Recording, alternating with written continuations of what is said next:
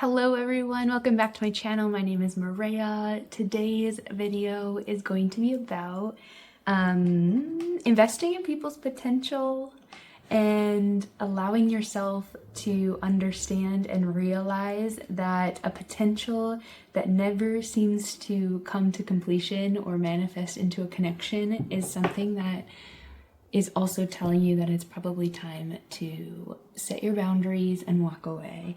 And that sounds so direct and not easy, and I'm not saying it is, because this is one of the biggest things that I've been working on for the past 2 years, I want to say, is recognizing that I built a lot of friendships, I've built a lot of relationships and connections around people's potential, because when I would first meet them, I would feel their energy, I'd see their soul, I'd see their heart, and I'd love every part of that. And I forgot that I also needed to integrate the physical aspect of how they can actually show up, how they can love, how they can communicate, how they can actively be involved in my life just as much as I am able to provide and be a part of theirs, and show up for them as well. Now, this is not to say that people that are not able to provide us with reciprocity are unworthy of love or undeserving of a life that makes them happy. It is simply being able to recognize when we are in an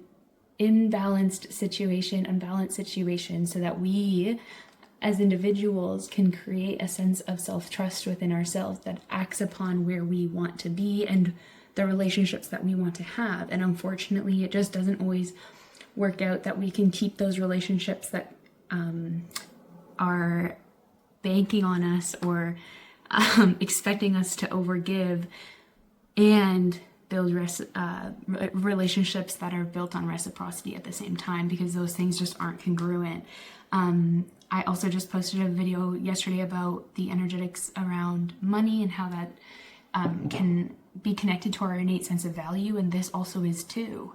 So allowing ourselves to understand the connection between all these different energies, love, money, reciprocity, all of it is energy. All of it is allowing us to make choices, make discernments based on what we know our path is, and act on that. And whether you believe in God, source, universe, whatever that may be for you, if anything at all, it is all about understanding how we can receive our inner feminine energy, the visions, the insights, the inner knowing of where we want to be, what we want to be doing, and integrating that with our masculine's ability to assess our physical reality and what is actually meeting that energetic coherence within ourselves. So anyway, today is all about the energy around those that find themselves being in a perpetual state of living with relationships that are based on potential rather than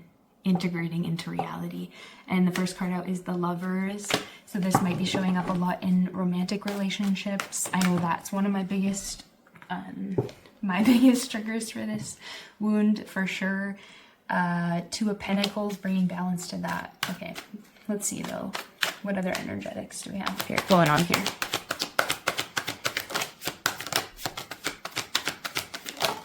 I hope you all are doing well. Let me know how you're doing in the comments.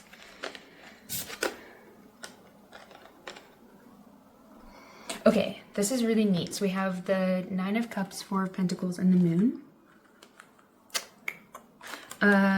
What comes to mind here is, with some of the women that I'm currently working with, the topic of being able to contain our energy is really important. And there's other words that you can use for it, but containment just seems to be the one that I gravitate to the most.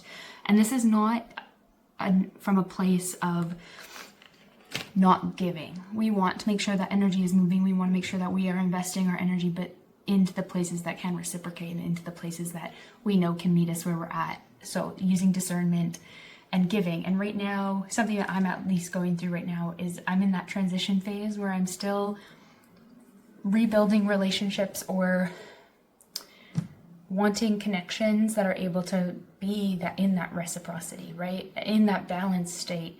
But something that we also have to do is gauge investment.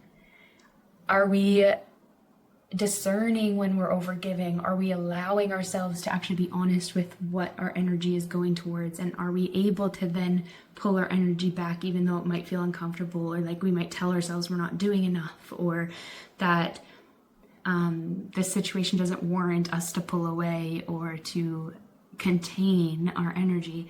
And the reason why containment can be so important is because it comes back to value, which again I spoke about yesterday. It comes back to our innate value. And if we are constantly putting our energy into something that is not able to value us, then we are devaluing ourselves.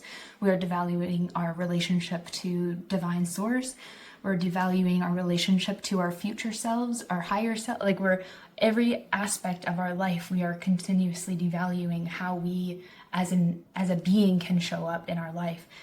And so it affects our ability to receive, because then we are coming from a place of having to prove ourselves. So being in a state where we can see where we might not be fully honest with ourselves, being able to actually connect to the parts of life that we cannot see and be able to apply that to our actions, and making sure that our investment and where we're putting our energy is actually going to be reciprocal. So that means that we're not rushing into connections. We're not, it's a balance. That's the biggest part, is it's the balance. It's like, yes, like if we extend ourselves to make plans with somebody, they might be busy, and it's not that we won't ask them again, but it's knowing when energetically we feel that becomes imbalanced, and then how we're actually going to act in accordance with that, so that our cohesiveness, our energy, and how we feel is matching our action, matching our physical reality, so that we can continuously build a life from that state of congruence and of knowing ourselves, valuing ourselves. So that's a really beautiful message. I hope this finds the people that it's meant to, because I do feel like there's so much beauty in understanding that dynamic. And with that, if you feel called to work together, please find the link below in my description. I love talking about energetics and how it all kind of works together, and then how that also plays into how we show up for life, how we show up for ourselves, and how love, money, reciprocity, all these things kind of cohesively actually orbit in our own energetic field, in our own alignment, and then how our connection to source plays into that, right? Because our feminine energy is always connected to this higher vision and higher potential. Our feminine is all about the greatest potential. And so being in a state and being able to come back to reality and make our decisions, discernments, and choices that are in alignment with that potential, but not abandoning ourselves in the potential, is super important. So I will leave you with that. Please be sure to comment below, leave a thumbs up, and subscribe. I really want to build my channel, so any support that you can extend, I am greatly appreciative of. And I'm sending you so much love. I will talk to you soon.